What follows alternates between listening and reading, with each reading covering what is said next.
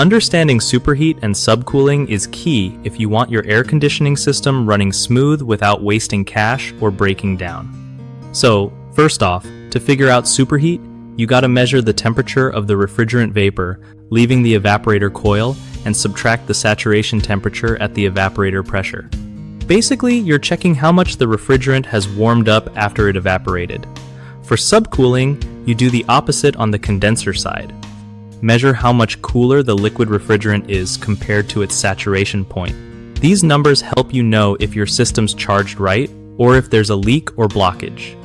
Always check the manufacturer's specs for what superheat and subcooling values should be because it depends on your system. When you're charging the system, start with low pressure side for superheat and high pressure side for subcooling. Make sure your gauges are calibrated properly and don't guess temperatures. Use a good digital thermometer.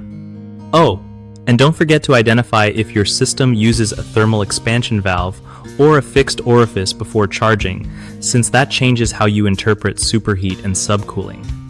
One of the biggest mistakes people make is not identifying whether they have a thermal expansion valve or fixed orifice system before charging, which can totally mess up your readings.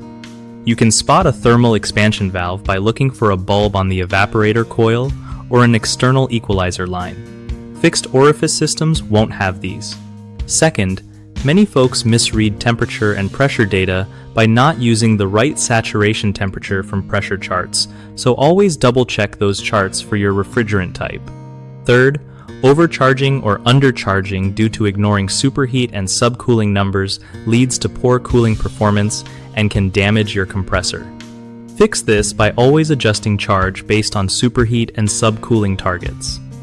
BigHomeProjects.com helps homeowners connect with trusted local contractors who know their stuff on HVAC systems and more, making your home projects way less stressful.